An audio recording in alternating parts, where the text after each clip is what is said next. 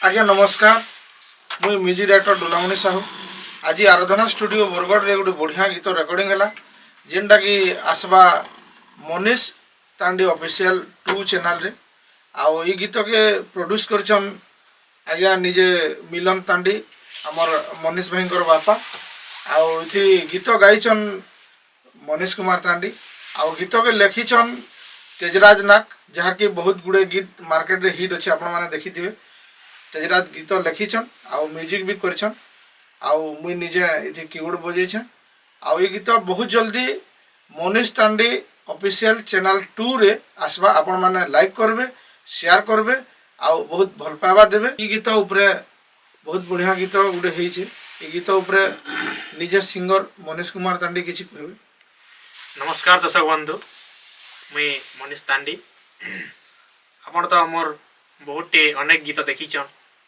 आज गोटे बढ़िया संबलपुरी गीत माने रेकर्डिंग हैला जेंटे कि हमर आराधना स्टूडियो बरगढ़ रे। आउ ई गीतटा मते गाई के बहुत खुश भी लागला। आउ ई गीत के बहुत सुंदर कर लिखिछन मोर फेवरेट हैंडसम मामू तेरा इना।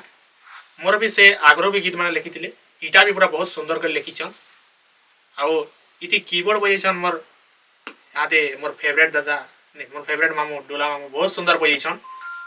आउ ई गीतटा मोर आपा प्रोड्यूसर अछन। आउ इरा ई चैनल इरा रिलीज हेबा मनीष तांडी ऑफिशियल 2 चैनल रे।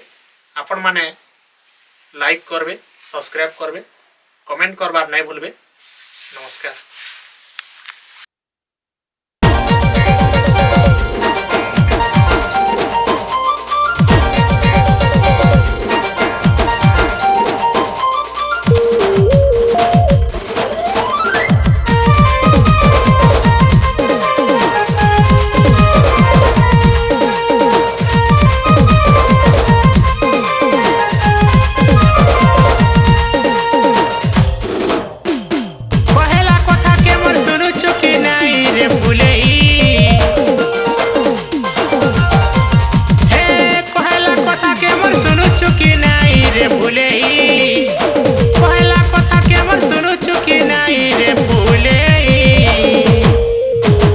आमर घरे देखी जीवे ततेल सोना फल करी हेइथिबो सजेई।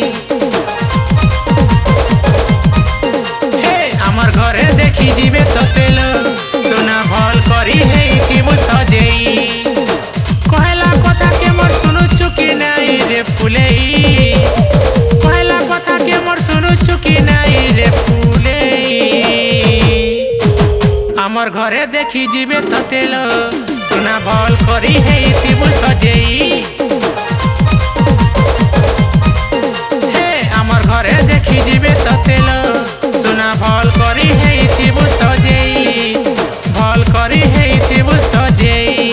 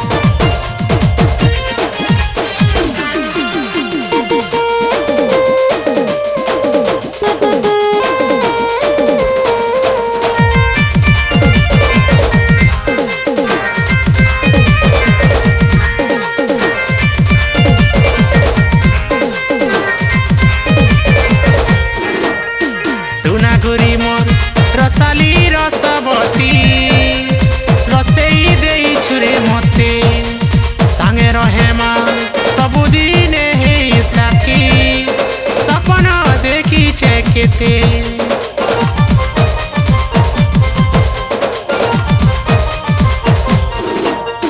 सुनागुरी मोर रसाली रसवती रसेई देई छुरे मते सांगे रहे माँ सबुदिन हे साथी सपना देखी छे केते ओ तोरा किना मोर पटु मोरा किना तोर पटु तोरा किना मोर पटु मोरा किना तोर पटु झुली जाऊ छे रे मोर गेले आमर घरे देखी जीवे ततेल सुना भल करी हेइथिबु सजेई